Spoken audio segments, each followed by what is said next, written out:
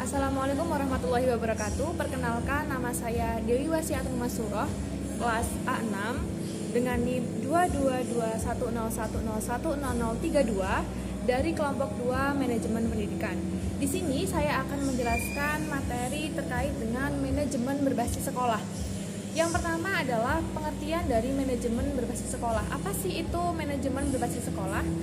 Yaitu adalah merupakan suatu model pembelajaran atau pengelolaan yang memberikan kewenangan lebih besar kepada kepala sekolah dalam mengambil suatu keputusan ataupun perencanaan untuk suatu situs pendidikan dalam sekolah tersebut.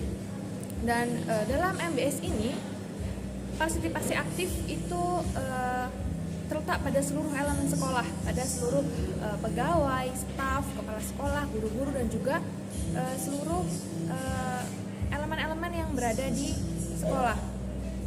Jadi di sini adanya MBS ini lebih mengacu pada kewenangan atau hal-hal untuk mengambil suatu keputusan itu berpihak kepada atau lebih berpusat kepada kepala sekolah, sehingga keputusan itu dapat diatur dengan mudah oleh atasan, yaitu kepala sekolah, dan juga dapat membuat seluruh elemen sekolah itu berpartisipasi aktif dalam mengerjakan suatu perencanaan tersebut.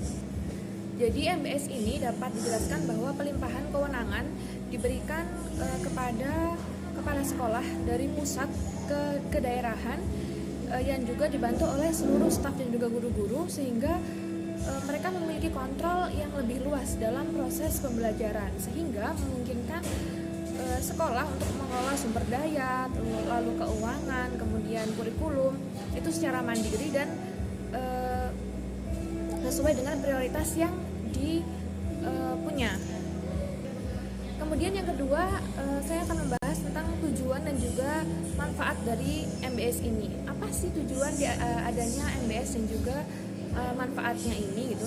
Yang pertama, MBS adalah bertujuan untuk mencapai kualitas dan relevansi pendidikan setinggi mungkin. Yang di sini adalah berdasarkan pada penilaian hasil akhir, bukan di prosesnya. Sehingga dalam hal ini ada dua pandangan terkait hubungan antara mutu dan juga relevansi pendidikan. Kemudian yang kedua adalah MBS bertujuan untuk meningkatkan mutu pendidikan sehingga memastikan seluruh siswa ini mendapatkan pendidikan yang baik dan layak. Di sini MBS lebih memberikan kebebasan kepada sekolah untuk memberikan strategi pembelajaran ataupun cara apapun itu yang sesuai dengan latar belakang siswa, sehingga sekolah dapat atau kepala sekolah dapat mengetahui karakteristik dari setiap siswa yang berbeda-beda untuk mendapatkan pendidikan yang sama, rata, dan juga layak.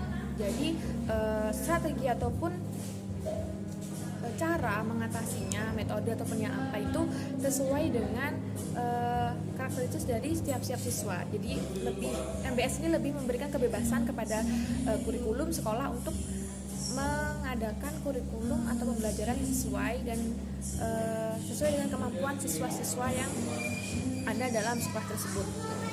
Kemudian tujuan yang selanjutnya adalah MBS ini bertujuan untuk meningkatkan efektivitas dan efisiensi dalam penyelenggaraan pendidikan. Jadi dengan sesuai perencanaan yang matang sehingga dapat menghasilkan peserta didik yang berkualitas. Kemudian yang keempat ini adalah MBS bertujuan untuk meningkatkan akuntabilitas sekolah serta memperkuat komitmen sekolah. Komitmen semua pekerja sekolah. Jadi di sini yang memberikan tanggung jawab penuh dari setiap staf-staf dan juga anggota-anggota dari pekerja di sekolah.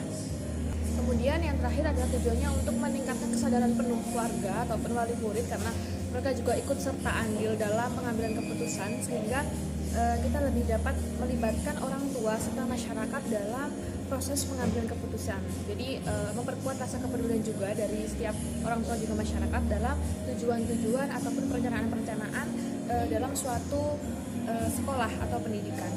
Kemudian selanjutnya adalah manfaat dari adanya MBS ini. Yang pertama adalah untuk meningkatkan moral guru. Jadi di sini terjadi adanya komitmen dan tanggung jawab dalam setiap keputusan yang sudah diambil, sehingga para guru akan lebih mendukung kebijakan yang telah disepakati. Jadi itu akan menggugah dalam meningkatkan moral guru dalam hal keputusan yang telah disepakati atau yang sudah diambil. Kemudian keputusan yang dibuat oleh sekolah memiliki tingkat akuntabilitas yang tinggi. Karena apa? Karena dalam pengambilan keputusan itu melibatkan seluruh jajaran kependidikan atau pengurus ataupun staf ataupun pegawai dalam sekolah tersebut, sehingga memiliki tingkat akuntabilitas yang tinggi. Karena dalam pengambilan keputusan tersebut melibatkan banyak aspek dan banyak pihak-pihak lain. Kemudian manfaat yang selanjutnya adalah manajemen berbasis sekolah ini memungkinkan pengakuan terhadap keahlian dan kompetensi individu yang bekerja di sekolah dalam proses pengambilan keputusan guna meningkatkan kualitas pembelajaran. Kemudian manfaat yang selanjutnya adalah sekolah itu akan lebih mengetahui kebutuhan internalnya, terutama terkait dengan tujuan pendidikannya, kemudian output ataupun input dari pendidikan yang sudah dijalankan, kemudian tentang pendanaan juga, serta yang paling utama adalah kebutuhan dari setiap peserta didik. Karena adanya perbedaan, sehingga adanya MBS ini terciptalah kebebasan dalam kesekolahan itu untuk memberikan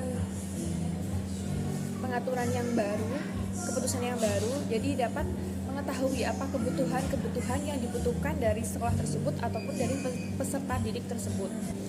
Kemudian manfaat yang terakhir adalah sekolah dapat bersaing dengan sehat dengan institusi ataupun pendidikan lain. Lalu selanjutnya adalah prinsip dan juga asas dalam pelaksanaan manajemen berbasis sekolah ini. Yang pertama, di sini ada 4 prinsip yang perlu diketahui oleh teman-teman semuanya.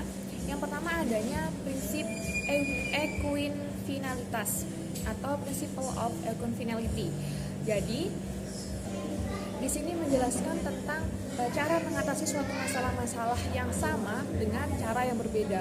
Dengan adanya MBS ini memberikan kebebasan kepada setiap sekolah untuk mencari solusi atau cara mengatasi masalahnya, meskipun masalah itu serupa dengan instansi-instansi lain, tetapi cara mengatasi masalah tersebut berbeda. Jadi dengan adanya prinsip equifinalitas ini adalah adanya kebebasan ataupun cara-cara yang berbeda dengan yang lain meskipun masalah yang dihadapi itu sama.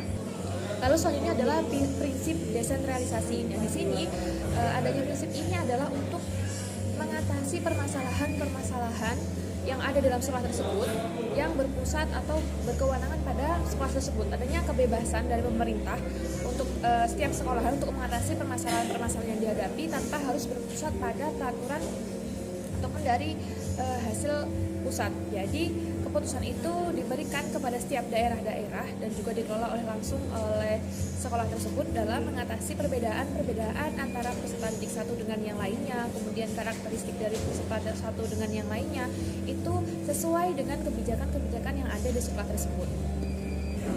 Kemudian selanjutnya adalah prinsip sistem pengelolaan mandiri. Nah, di sini sistem ini berdasarkan dengan otonomi yang ada pada MBS ini, jadi menciptakan strategi, kemudian metode, lalu alokasi waktu, sumber daya manusia dan yang lainnya itu sesuai dengan kebutuhan sekolah masing-masing.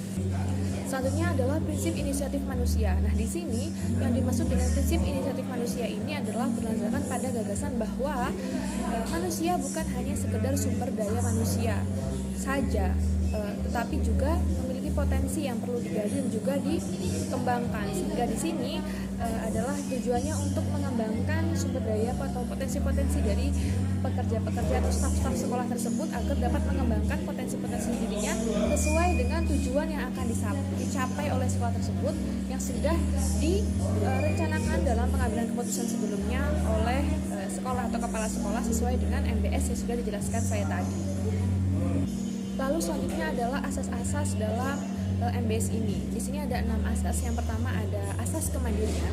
Jadi asas kemandirian ini adalah kewenangan atau kebebasan dari setiap sekolah dalam mengembangkan sumber daya, potensi ataupun hal-hal yang akan dituju dalam suatu sistem pendidikan. Jadi di sini adalah sekolah memiliki kewenangan untuk mengelola dan mengembangkan program pendidikan yang telah diambil. Kemudian yang kedua adalah pengambilan keputusan yang sesuai dengan asas partisipasi. Jadi yang kedua adalah asas partisipasi. Di sini yang dimaksud asas partisipasi adalah MBS menekankan pentingnya keterlibatan semua pemangku kepentingan dalam proses pengambilan keputusan. Jadi di sini adalah adanya keterlibatan dari semua staf, tidak hanya kepala sekolah, namun juga ada guru, kemudian ada wali murid, dan juga ada staf yang lain dalam sekolah tersebut, sehingga adanya partisipasi dari setiap pemangku-pemangku yang ada di sekolah tersebut, bukan hanya dari kepala sekolah saja. Kemudian yang ketiga ada asas transparansi. Nah, asas transparansi ini menekankan pentingnya keterbukaan dalam pengelolaan sekolah, baik dalam hal keuangan, kemudian kebijakan, lalu proses pendidikan. Jadi di sini yang dimaksud dengan asas transparansi ini adalah adanya keterbukaan dalam pengelolaan segala hal yang ada di sekolah.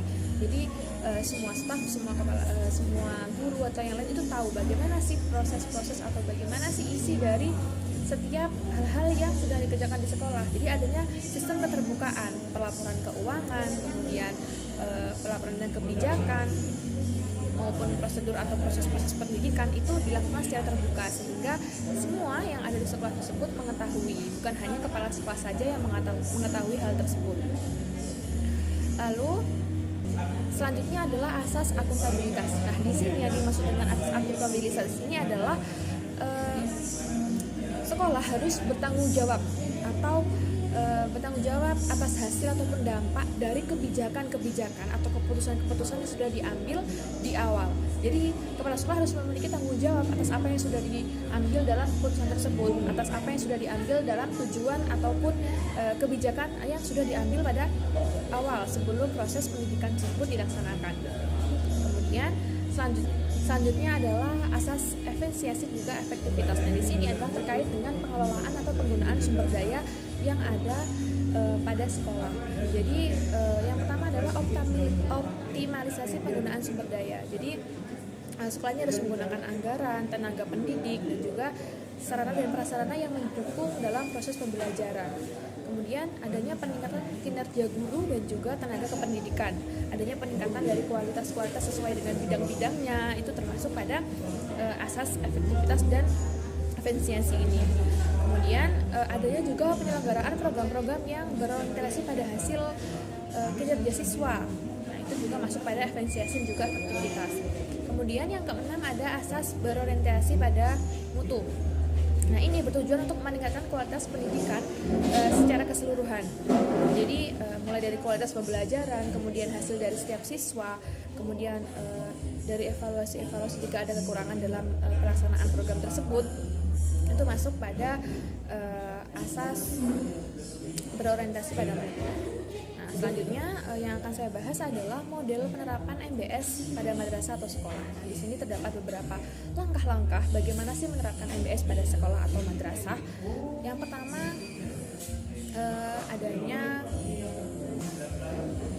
adalah adanya evaluasi diri atau self assessment. Nah, di sini itu membahas tentang biasanya itu dikumpulkan atau ada rapat ya, yang dipimpin oleh kepala sekolah. Nah, di situ akan membahas evaluasi atau bagaimana sih kinerja kita selama kemarin ini, itu bagaimana, apakah ada yang kurang, apakah ada yang salah, kemudian apakah ada yang perlu diperbaiki, atau ada yang kurang tepat atau yang lainnya. Nah, itu semua itu evaluasi diri atau evaluasi hal-hal yang sudah dilaksanakan pada saat satu perencanaan ini sudah dilaksanakan. Nah, kemudian yang kedua adalah perumusan visi, misi, dan juga tujuan. Nah, untuk sekolah yang baru didirikan itu diperlukan sekali untuk melakukan langkah awal, yaitu merumuskan visi, misi, dan juga tujuan guna menentukan arah pendidikan yang ingin dicapai. Jadi pendidikan yang ingin dicapai itu seperti apa, bagaimana langkah-langkahnya gitu. Jadi harus adanya visi, misi, dan juga tujuan yang dirancang. Kemudian yang ketiga adalah perencanaan. Nah, di sini perencanaan di tingkat sekolah merupakan proses yang bertujuan untuk menjawab pertanyaan mengenai apa yang harus dilakukan serta bagaimana cara melakukannya guna mencapai tujuan yang telah ditetapkan. Jadi di sini adalah melakukan hal-hal apa saja sih yang harus dilakukan untuk mencapai suatu tujuan yang sudah ditetapkan gitu. Perencanaannya itu bagaimana? Menggunakan metode seperti apa, menggunakan strategi yang seperti apa, harus membutuhkan tenaga pendidikan yang seperti apa, itu sangat diperlukan. Kemudian yang selanjutnya adalah pelaksanaan. Nah, setelah dirancang, semua sudah dirancang, baru dilaksanakan, jadi diterapkan dalam proses pembelajaran yang berfokus pada bagaimana seluruh fungsi manajemen dapat berjalan sebagai proses yang efektif dan efisien sesuai dengan perencanaan yang sudah dirancang. Kemudian adanya evaluasi. Setelah pelaksanaan selesai, harus dilakukan evaluasi. Jadi tahap penting ini merupakan tahap penting dalam MBS yang bertujuan untuk mengukur kemajuan atau sukses tidaknya pelaksanaan ataupun perencanaan yang sudah diambil dan dijalankan. Nah, kemudian jika sudah ada evaluasi, sudah ada yang tahu kekurangannya bagaimana, dapat diketahui itu berhasil atau tidak, kemudian adanya pelaporan. Nah, pelaporan ini dapat diartikan sebagai penyampaian informasi tertulis secara resmi kepada pihak-pihak terkait mengenai aktivitas manajemen sekolah dan hasil yang telah dicapai. Jadi setelah adanya evaluasi, kita akan mengatur kekurangan-kekurangan, kelebihan-kelebihan antara berhasil dan tidaknya, lalu diadakannya pelaporan yang dilaksanakan secara tertulis. Kemudian di sini adanya MBS dalam meningkatkan mutu di sekolah atau madrasah. Yang pertama adalah manajemen kurikulum. Nah, di sini manajemen kurikulum ini adalah mengatur seluruh hal yang ada pada aktivitas pembelajaran, mulai dari perencanaan, kemudian pelaksanaan, hingga evaluasi yang dilaksanakan dalam proses pembelajaran. Kemudian yang kedua adalah manajemen tenaga kependidikan. Nah, di sini maksudnya bagaimana sih? Tenaga kependidikan ini adalah mencakup seluruh aspek yang berkaitan dengan proses pembelajaran atau pelaksanaan pendidikan di sekolah. Nah, termasuk guru, kemudian operator sekolah, kepala sekolah, ini sangat dipengaruhi oleh kepemimpinan sekolah. Jadi ini adalah manajemen tenaga kependidikan yang perlu diperhatikan juga dalam mengembangkan atau meningkatkan MBS dalam pendidikan. Kemudian manajemen kesiswaan berkaitan dengan pengelolaan dan pengaturan seluruh aktivitas peserta didik. Itu mulai dari penerimaan, kemudian ekstra peserta didik, kemudian sampai ke kelulusan dari setiap siswa. Jadi mulai dari terima siswa tersebut sampai siswa tersebut lulus. Itu termasuk pada manajemen kesiswaan. Lalu adanya manajemen pendanaan atau keuangan. Ini sangat penting sekali karena manajemen pendanaan atau keuangan ini merupakan satu sumber daya yang paling penting dalam proses pembelajaran karena seluruhnya pasti butuh pendanaan dan juga keuangan. Kemudian adalah manajemen sarana dan juga prasarana. Nah, ini juga sangat penting karena guna mendukung proses pembelajaran diperlukan sarana dan juga prasarana yang sangat memadai dan cukup efektif digunakan sehingga dapat mencapai tujuan yang sudah ditentukan. Lalu adalah yang terakhir ada manajemen hubungan sekolah dengan masyarakat. Nah, di sini adalah manajemen hubungan dengan sekolah dengan masyarakat merupakan proses pengelolaan keterlibatan masyarakat dalam mendukung keberlangsungan kependidikan. Jadi adanya wali murid, masyarakat yang lain dalam proses pengambilan keputusan maupun dalam pelaksanaan pendidikan tersebut itu masuk pada manajemen hubungan sekolah dengan masyarakat yang sangat penting juga dalam mensukseskan MBS ini. Mungkin cukup sekian yang sudah saya jelaskan terkait dengan manajemen berbasis sekolah. Jika ada salah kata mohon dimaafkan. Sekian dari saya. Wassalamualaikum warahmatullahi wabarakatuh.